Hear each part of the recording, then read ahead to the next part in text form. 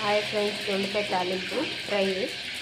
దీంట్లో శనగపిండి, కారం, పసుపు, ఉప్పు, కార్న్ఫ్లవర్ అన్నీ వేసి మిక్స్ చేసుకుంటున్నాను ఫ్రెండ్స్. బండల్లో నూనె పోసుకొని నూనె వేడైన తర్వాత ఇలా తాలింపులో వేసుకొని వేయించుకొని ఫ్రెండ్స్, చాలా బాగుంటుంది.